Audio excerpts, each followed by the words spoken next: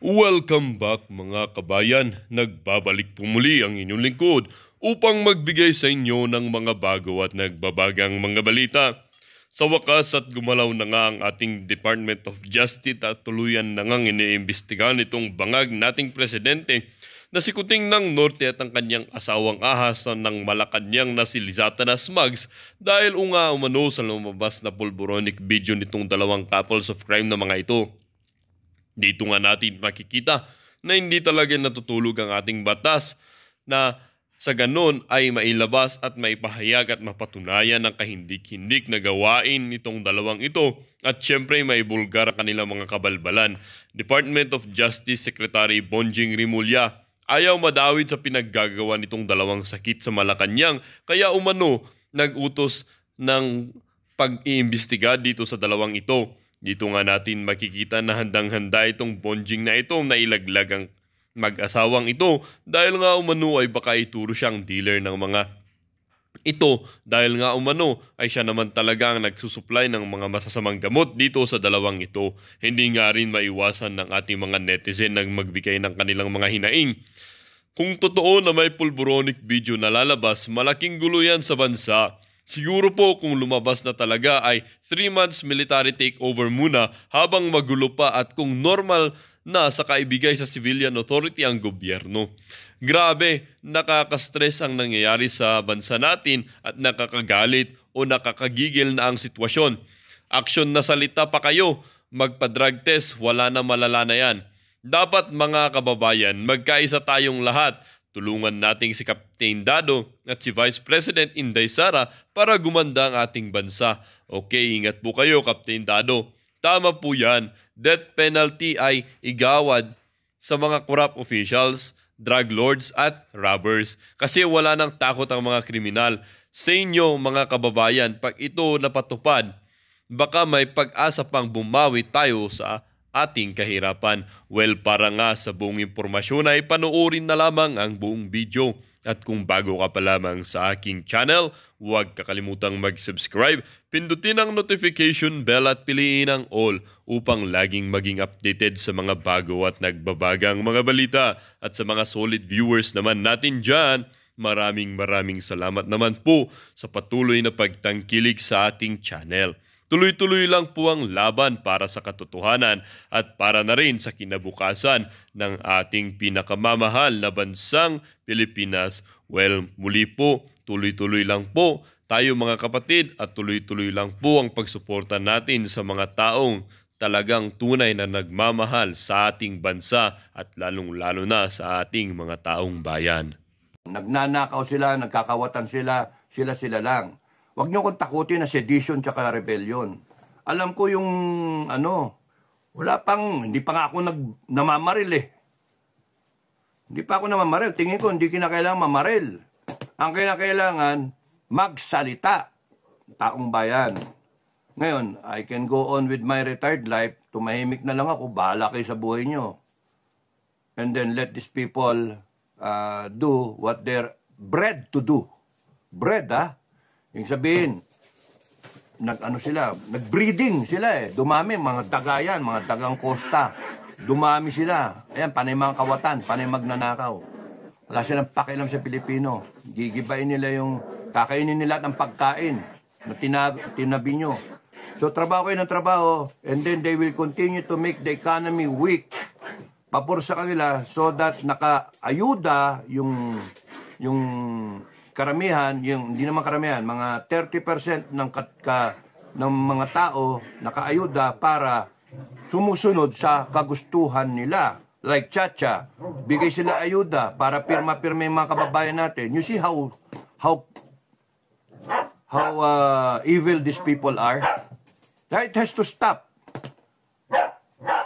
Pag-isipan nyo, gusto nyo ba na maging tayo may-ari ng kuryente tubig? Gusto nyo ba na matanggal yung 40% ng budget na pupunta sa corruption? Kung 5 trillion yun, times 40, that's around 2 trillion goes to budget. Goes to corruption. 5 trillion na budget, 2 trillion of the budget is estimated to go to corruption. And if we stop corruption via death penalty, imposition of the death penalty. Kasi sinabi natin, gusto natin, yung bigote, kung balbas ko, magpahaba ko hanggang lupa na, no? Hanggang lupa. Hindi pa napapasa yung death penalty. Ba't ako maghihintay ng ganon? Hindi. Tayo ang magsabi, pinapasa natin ang death penalty. O, sino may abla? Sino mag-abla? Yung mga sinasabing, ano sila, unconstitutional yan, etc. etc. Nagpaparatify nga kayo ng constitution sa amin O, yan ito kami ito yung constitution. Gusto namin magkaroon ng death penalty, period. Yung abla, sige, siguro magnanakaw kayo, no? Gusto namin death penalty para sa droga, para sa mga rape, mga heinous crimes. Para tumigil yan. Gusto namin death penalty para sa economic sabotage, smuggler, tanimbala sa airport, lahat kayo. Tignan nyo kung natigil yan. Tigil na smuggling, economic sabotage, death penalty. O yung mga abla, umalis kayo ng bansa, mga ibang bansa kayo. Kasi sobra na yung ginagawa ng mga loko-loko Tapos gawa tayo ng standard. Ano ba ang kinakailangan na standard sa isang senator sa isang congressman? Kung makaasta sila, kala mong hiya-hiyain nila yung mga mga witness nila Inibitan ninyo maya-maya, parang kriminal na yung witness Mga hinayo pa kayo, mga senator, tsaka congressman. Sobra kayo. It has to stop. May standard dapat tayo ilagay. No?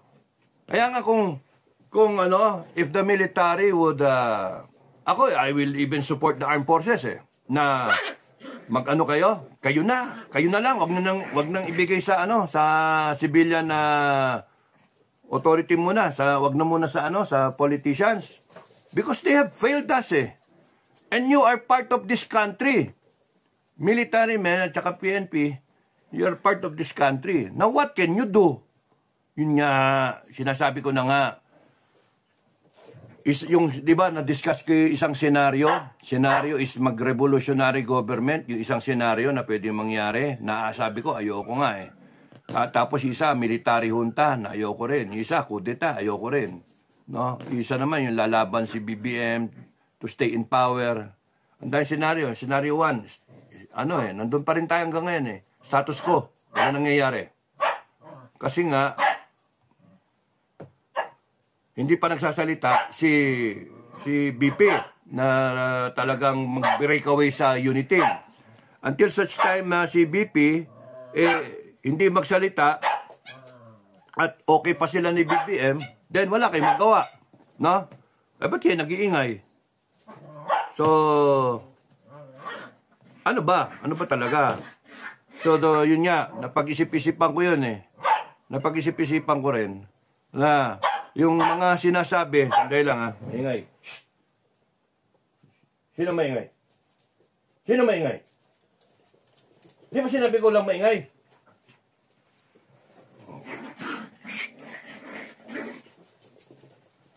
Okay.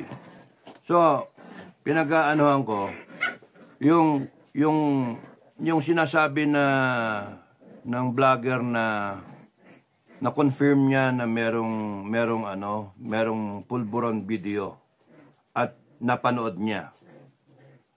To me, that is very sensitive. That's critical information. Something's really wrong, Tapos, come to think of it, bakit nga patatagalin yun? Tapos, yung mga sinasabi namin, sinasabi ng iba, timing, there's a timing for everything. Yung mga ganun ba? Right now, sorry. Sa mga nakikinig, mga pro Duterte o kaya pro change o I have to speak out Sorry sa inyo, sorry. Pero sa akin, sa tingin ko, mali May mali. Because pagka sinasabi mong timing, it benefits a person. It benefits yung GMA formula Yun naman yun, Real talk. It benefits a person. BP Sara, for that matter. Real talk. It benefits her. Hindi, not really her wanting it, but the people around her might be the one thinking of a 10-year like me, na sinasabi ko, hintayin June 30 dahil sa yung constitutional provision na June 30, saktong 2 years si BBM. So, in that, pwede na hinug na si BP Sara para to carry on the position of President. Walang masama sa ganong isip. Walang masama. Tapos, that will afford her to run for elections for 6 years, another 6 years, by 2028. So, 4 years plus 6, GMA formula, 10 years. Pero, after careful thinking, I have to say na merong dapat hindi na isipin yung timing sa totoo lang. Kasi kung ang iniisip natin ay taong bayan, hindi mo dapat isipin yung delay. Hindi dapat ma-delay yung tulong o yung aksyon na gagawin kasi yon ay para sa taong bayan. So, pag-isipan nyo nga. Kayo, pag-isipan nyo. Na pagdasalan nyo nga para tama yung Kasi, kung June 30 pa, okay, niisip natin yung 10 years ni BP Sara, pero, paano ngayon yung taong bayan? Kasi marami nagsasabi naman, and in fairness din sa mga nagsasabi, Sir, bakit kinakailangan yung delay pa? Bakit hindi na ngayon? Kasi talagang nagdudusa na kami. Na hirap kami. Trying to make ends meet. Mataas ang bigas, mataas ang bilihin, mataas ang gasolina, mataas lahat. So, question mark. So, lalo na yung ngayon, na kung yung totoo yung sinasabi na napanood nga yung Pulburon video, di ba lalong nalagay sa critical situation ng bansa natin at mga kababayan? Because if totoo nga meron video na yon na Pulburon, therefore, yung presidente ng Pilipinas nagte-take na ayaw magpa-drug test, deadma, delikado yun because maharap siya sa world leaders, baka mapagera tayo. Yun yung problema doon. So we have to settle this right away. Kung ang issue ay yung tenure ng presidente ng isang vice president na 10 years because of the GMA formula, ang dali nun. We make a declaration that she takes oath of office July 5. Tapos, o kaya gawin mo December na lang para yung magkaroon ng transition. Uy, maganda yun may transition. No, Armed Forces, tsaka PNP, taong bayan, implement yung gusto mangyari. Nandun lahat, pasok, and then clean up drive. Clean up drive, lahat ng virus. Tanggalin lahat ng virus. Tapos nun, by the time na mag-take oath of office si BP, kung gano'n ang mangyari sa senaryo, o di mas maayos, okay na, install din death penalty, tapos i-appoint na lang yung Senado, na-screen na, may screening committee, for example, composed of the PNP, AFP, dalawang bossing, AFP, PNP, nag-isip lang ako Bakit nagpaplano ng ng military takeover, Hindi 'yon, nag-isip. I'm trying to solve the country's problem, by way of thinking aloud. Kung ayaw nyo maniwala, wag nyo. Ang sa akin, I'm trying to solve the problem in a very, very peaceful manner and trying to solve everybody's problem. Problema sa konstitusyon, problema ng mga Duterte, ni BP pala, na isa sa pinakamagaling, actually, pinakamagaling na public official ngayon no? Pinakamagaling na department. So, talagang tama lang na siya yung on deck. Totoo naman, on deck siya. So, dun tayo. Now, ang stumbling block is yung constitutional provision. At simple, ang reckoning is yung out of office eh. Kung sakasakali man gano'n ang mangyayari, no? And then, kunyari si BBM, isubject siya sa drug test talaga. Drug test, implemented by the PNP, AFP, under close supervision, and then ang daming ano. Ay, gusto niyo public eh. Para once and for all, matanggal natin yung myth o yung rumor. Because you're talking of the President of the Republic. No? Yun ang ano eh. And right, as it is ongoing na mga haka-haka, hindi. Sinabi na nga, napanood daw yung, ano eh, yung video eh. Totoo daw eh. Now, si kanino ba dapat yung ano, burden of proof? Yung accuser, di ba? De, sige, produce yung video. Ngayon, hindi mailabas yung video. Bakit? Timing. Nainis ako dun eh. Nainis na ako. Timing. Sabi ko nga, timing will benefit one person. And then probably benefit the country up in the long term, 10 years of presidency. Pero right now, June 30 benefits one person. That's the BP. So, kumbaga sa ano, yung mga nag-iisip para sa kanya, loyal para sa kanya, I understand that. Ay, ganun din ang thinking ko. Pero after some soul searching, after deep thinking, and I'm still going to pray about it, ano yung tama? Ang alam kong tama, makinig kayo, ang alam kong tama, pagka may problema tungkol sa droga sa isang leader, question mark na yon. Pagka may nakawan na nangyayari, bilyon ang pinag-uusapan, hindi a few thousand pesos, bilyon, may problema. Pagka on the rise yung drugs, mga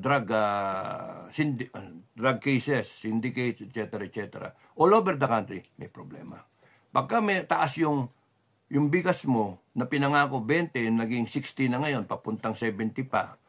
So, may drought, merong El Nino, etc., mataas yung bilihin, may gera sa buong mundo na ongoing, Ukraine tsaka Israel, and pwedeng magkaroon ng World War anytime, laki ng problema. Hindi tayo handa, food security, hindi tayo naka-focus sa food production, hindi, importing nga tayo eh. Kaya wag niyo sasabihin na, hindi, nagawa ng food production, mga loko-loko yung mga talagang mga loyal sa kanya, kay BBM eh. We are the number one importer of rice. No, that's the evidence na talagang hindi seryoso tayo sa food production natin. Yung irrigation natin, ng mga lupa, and then yung mga farmers natin, nalulugi. Ano ba nangyari? Dapat may price control dun sa farm gate, may price control dito, eliminate the middlemen, tignan natin where the price will settle, yung bigas kung magkano. We have to think of kung ano yung dapat natin produce, given yung challenge sa buong mundo. Dahil problema ng Pilipinas. Siraulo kayo. Kaya nga, people of the Philippines, and people in government, and people everywhere, private sector, government sector, in all walks of life na Pilipino, pag-isipan ninyo, at itong Lenten season, ipag-anuhan ninyo ba? Dasalan nyo. Kasi kung wala kayong pakialam, wala na rin akong pakialam. Ganun lang. Then, hayaan na natin yung mga yan. Hayaan na natin yung mga drugs mag-proliferate. Hayaan na natin yung mga nakawan na yan. Armed Forces, saka PNP, hayaan nyo na yung mga yan na magnakaw. Kumita kayo, sige, magpalagay kayo. Tumanggap din kayo ng pera hanggang gusto ninyo. And that cripples the ethical standards in your institution. Siyempre, sasama loob naming mga retired. Kasi kaming mga retired, kahit may hirap kami, no, lalo na yung mga hindi nakatikim. Pero mga putragis yung mga nakatikim at mga kumulimbat ng pera ng mga military men din, tsaka mga PNP, yari rin kayo. Kaya nga raming kalaban na kaya nagsusuppress no? Kasi nga, alam nila, pagka nagkaroon ng changing of the guard, at ang taong bayan ang masunod, bilang yung araw ninyo. Ngayon, sino ang dapat masunod? Kayo o taong bayan? Filipino people, all it takes is, una, is being aware at tayuan ninyo. Yun lang yon, tayuan ninyo. Sa lahat ng loyal sa mga Duterte, kung ang timing lang ang pinag-uusapan, ang dali lang nun. Declare lang na na mag-take ng oath after the threshold na June 30, mag-take ng oath not later than a specific date. Tapos yung yung problem. So, but the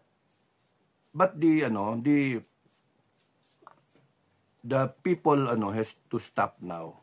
Mami, kita kayo diyan. Oh, yun kita kayo. Ayun si Mami. Oh, yun nagpakita pa. So, yun yung it has to stop really. And kung hindi kayo magsasalita at hindi kayo magigising, then people like me, guys like me, can only do so much. Why will I sacrifice na pupunta ako sa kalsada, pati si Metran, kaming dalawa, pati si Makana, si Maki, punta kami sa kalsada and then, placard kami ganyan, malangya. Tapos kukulong kami, disturbance to public order. Oh. Pero seriously, Armed Forces and PNP, I want you also to look at it, Akin, okay lang Akin, upakan nyo ako, kulong nyo ako, okay lang yun Okay lang sa akin yun. Pero ang mahalaga dito is, i-define ninyo sa sarili nyo, tama ba yung nangyayari? Tama ba? Certainly, there's something wrong kung there's credence, kung totoo na yung presidente ay nag-involve sa droga, abay, hindi biro-biro yon. Something's wrong with that. Haharap ka kung kani-kaninong bansa, tapos nun, yung presidente, adik. Tapos nun, pag-uusapan mo against China, yung policy natin against China, anytime pwede tayong magkagera. Tapos ganyan yung presidente mo. Something's wrong. Kaya nga sa akin, abay, magsalita tayo ng April 9, which I intend to do something about it, April 9, araw ng kagitingan. Sige, trying to be a hero. Pero kayo rin. Huwag nyo kaming pabayaan, Trying to be a hero, let's say it, para yung pulburon video with demand ilabas na. Kasi kung ang pinag-iisipan nyo, you don't swear in BP Sara earlier than June 30 o earlier than July 1. O di gawin natin December pa. O di muna, transition muna. Ayun, thinking aloud, scenario 6, thinking aloud. O di, AFP, PNP, part of that transition committee. Ang ganda pakinggan, transition council. Na lahat ng religious leaders nandun, lahat ng ex-president nandun. Ilan lang kayo? 12, 13, to break the tie. Sino yung mga komposisyon? Siyempre, sinabi ko na, bakit religious ang naisip ko? Kasi, may following sila at kaya nilang disiplinahin yung sarili nilang mga tao. Kay OJC, million, 7. Tapos nun, yung El Shaddai, 14 ba yun? 14. Ganon din yung 15. Yung, tawag dito, yung iglesia, 3 na yun. Yung Jesus is Lord. Ilan yun? 12? I don't know. Alam ko, milyon Tapos nun, yung Roman Catholic, marami yun. Kami yun. Tapos nun sa mga Muslim brothers natin, dapat represented din sila. Hindi pa, alam ka naman Kristiyano lang to. 6 na yun, plus yung 2, PNP, AFP. 8. And then, yung buhay ng presidente, si ERAP, si GMA, si Digong, 11. 11 na. Sino pa? Pwede na yun. Spinawin na yun. And then, sundan nila yung listahan na gagawin ng taong bayan. Ito yung gusto namin. And sila yung ng detalye. Sarap sana, no, pagka ganon. Kaya nga, nasa inyo.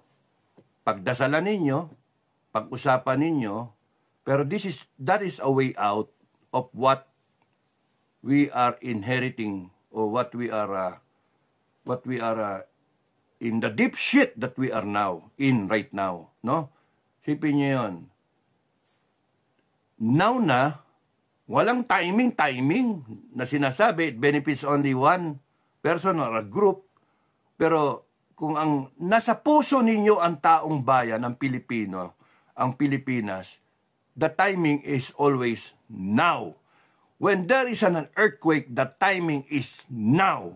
When there is a delubyo, there is a landslide, okay, there is a great flood, the timing is now. Pagka nagkaroon ng pandemic, the timing is now. May sunog na malaki, now. Hindi pwedeng June 30. Yun yung punto. So, kung ang pinaproblema is yung issue on the constitutionality o yung ano na yan, yung timing na yan na June 30, na isa rin ako sa nagsasabi, come to think of it, nag-iisip na rin ako ngayon, hindi mo pwedeng pigilin yung nationalism at yung leadership ng isang tao at ipopostpone mo pa. Let the leader be a leader, and then kung aayusin natin to with that in consideration, you get sworn in December. Mamili kayo. November, basta from July, gawin natin July 5. O July 5 o July 30, 1 month thereafter. That's very safe. GMA formula ko, no? O. And then, ano mangyari from now, April hanggang July o kaya September, October, November, sworn in, linisin muna. And then, by the time na sworn in yung ating bida, wow, okay na. Oh. Baka yung council, baka nag-appoint pa ng mga senador. Kung sinara yung senator. Kung wasundan yon. And then, we revert back to to a previous year, whatever year na budget na tipid. Kung tipong mga 4 trillion, 5 trillion. Magkano nga 5.7 eh. Kasi sa akin, kung tatanggalin niya yung korupsyon, kayang-kaya natin ngang ponduhan yung armed forces ng 500 billion kada taon for the next 10 years. 500 billion to 1 trillion every year para tatlo yung focus nun. Yung assets niya, defense capability niya, defense industries niya, para hindi tayo bili ng bili, tayong gumawa on our own land para magkatrabaho, one packet to another packet. Tapos nun yung pangatlo, yung ating reservists. Kasi ang focus, panay heavy spending dito sa aircraft, frigate, etc. Why not? Pondohan natin talaga na talagang pondo. Para hindi nakaisip kasi, kaya ganyan, kasalanan ng ating Congress din eh. Senate Congress. 1995 pa yan eh. Yung modernization, ano na ba ngayon? Diyos ko. 1995 yan, 15-year horizon. Tapos nun, naglaps yun. Magkano lang naipasok? 38 billion. Mariusip yun. Tapos another 15-year horizon, 2012 hanggang 2027. In-extend na naman ng 10 years. Ano, walang katapusan. Kaya nga, thinking lagay natin death penalty related yan, tanggal corruption, i-downsize natin yung ating Senate, 15 lang na senator, representing 12 regions and ARMM, CAR, tsaka NCR, 15. At tapos yung Congress, 81 provinces, from 300 sila, gawin natin, ang laking savings doon, bigay natin sa armed forces. So, mas mabuti pa, para hindi nag-iisip na yung mutual defense na yan. Yung mutual defense, dapat ang usapan dyan, either dagdagan na lang ng provision doon na armed attack, yung provision, yung Article 5. Armed attack and or hostile aggression defined as the following. Kasama doon yung water cannon, yung pagbangga, etc. Kung di natigil yan China, kita nyo, sa takot nila sa Amerika. Kung ilalagay natin yon. At kung hindi ilalagay yun, ayaw pumayag ng Amerikano, tigil na yung mutual defense na yan kasi kalukuhan yan. Eh, tayo yung nayayari eh. Or neutral tayo. Neutral na lang tayo. Wala tayong pakialam sa kanila. Maggerahan kayo kung gusto nyo. Basta kami, yung aming defense capability, popondohan namin yung aming sariling armed forces. 500 billion to 1 trillion every year. Hindi yun namamalimos yung armed forces namin. Mukhang kawawa eh. Talaga naman mukhang kawawa. Kaya nga, we can stop this. We can move forward na properly. May standard tayo. Hindi, panay buhaw-buhaw yung nilalagay natin eh. Panay buwisit eh. Panay mga negative eh. We have to move forward. I have nothing against BP. She's good. And I think she can hack it. But we have to help her. Whole of nation approach, not just her. We help her. Bakit ba siya? Ba't hindi si BBM? Eh gago, nagsasalita nga kami para sa ikabubuti ng BBM. Wala eh. Wala ka talaga eh. Ilang sita na eh. Dinedma mo kami. Panay high paluting ek-ek salita na wala eh. Niloloko mo lang kami. Sayang yung binigay namin tiwala sa'yo, BBM eh. So, I believe we have to state something, say something. Well, dito nga nagtatapos ang bidyong ito. Kayo naman po ang aking tatanungin mga kabayan. Ano naman po ang inyong mga reaksyon sa balitang ito? Ang ating comment section ay bukas para sa inyong mga samot-saming reaksyon at komento.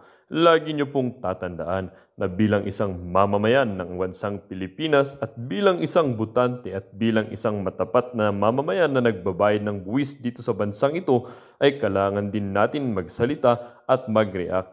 Huwag kakalimutan, do not let your thoughts left unspoken. As citizen of this country, your thoughts matters. Muli po, kung bago ka pa lamang sa aking channel, huwag kakalimutang mag-subscribe at pindutin ang notification bell upang laging maging updated sa mga bago at nagbabagang mga balita. Huwag din kakalimutang mag-iwan ng like at i-share ang bidyong ito upang ang inyong pamilya, kaibigan at kakilala ay maging aware din sila sa kung anong nangyayari sa ating pinakamamahal na bansang Pilipinas.